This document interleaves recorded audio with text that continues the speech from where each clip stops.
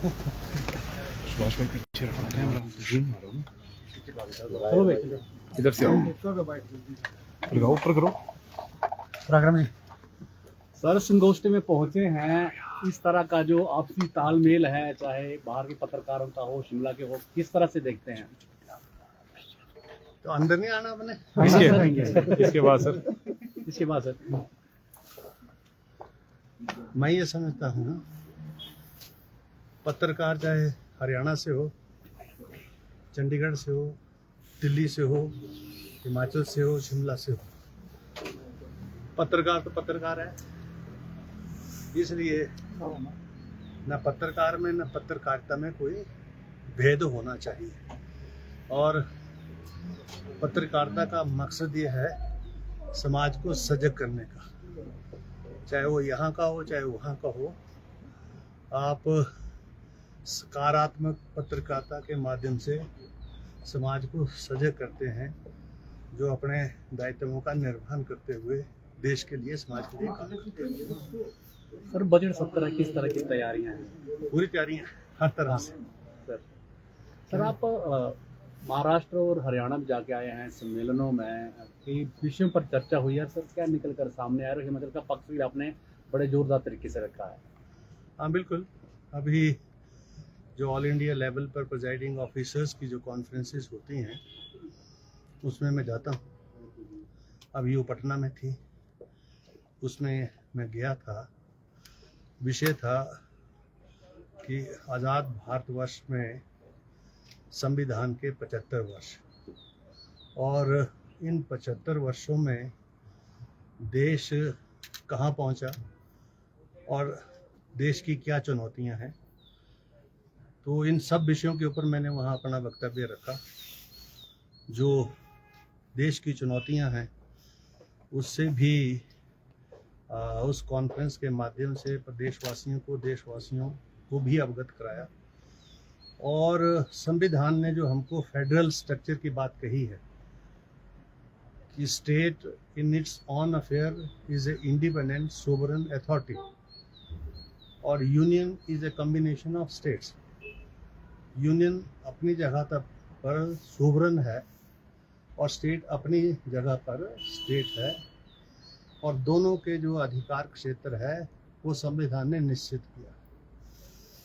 यहाँ तक प्रदेश सरकारों का ताल्लुक है और प्रदेश की जो एग्जीक्यूटिव है उसके काम की बात है, तो संसाधन जो हैं वो तो प्रदेशों के पास है, केंद्र के पास तो कोई संसाधन नहीं।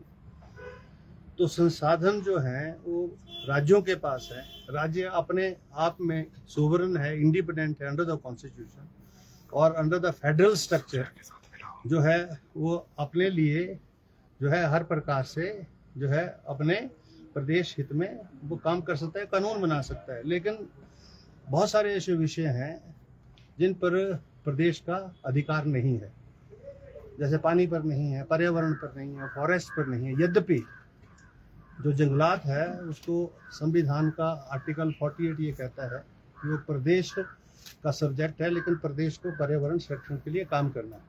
तो प्रदेश तो पर्यावरण संरक्षण में काम करता है, लेकिन प्रदेश की जो आर्थिकी है उसमें भी उसका योगदान मिलना चाहिए। तो जैसे फॉरेस्ट एक्ट है 1924 है, फॉरेस्ट कंजर्वेशन एक्ट है, जो प्रदेशों को, प्रदेश सरकारों को सीमित करता है अधिकारों में। तो इन सब विषयों को मैंने वहाँ उठाया। जैसे कैंटोनमेंट बोर्ड एक्ट है 1929, जिसका अधिकार क्षेत्र पार्लियामेंट है, केंद्र है। तो प्रदेशों की व्यवस्थाओं को समझते हुए, मजबूरियों को समझते हुए, कंस्ट्रेंट्स एंड लिमिटेशन को समझते हुए केंद्र को ये जो कानून है इसमें विशेष प्रावधान करके प्रदेश सरकारों के हितों का संरक्षण करने की आवश्यकता है। सर बजट सत्र है, ऐसे में गतिरोध ना हो, पक्ष और विपक्ष के बीच ज़्यादा से ज़्यादा जनता से जुड़े मुद्दे उठ सकें इस बजट सत्र में, क्या मैसेज देना चाहिए? क्या ऐसा है, अभी तो बजट सत्र पिछले का नोटिफाई हुआ, 10 से शुरू होगा। 10 से पहले हम आपसे भी मिलते हैं, लॉ एंड ऑर्डर की भी मीटिंग होती है, फिर जो है सर्वदलीय मीटिंग भी होती है, बिजनेस एडवाइजरी कमेटी की मीटिंग होती है। ये प्रक्रिया 5 मार्च के बाद शुरू होगी, और हमारी ये कोशिश है कि प्रदेश हित से जुड़े हुए सभी विषय जो है जो विधानसभा में आए उन पर चर्चा हो, सार्थक चर्चा हो और प्रदेश हित में चर्चा हो। सर वहीं पर विधानसभा में कुछ नियुक्ति हुई है, उसको लेकर विपक्ष ने यहाँ पर सवाल उठाया।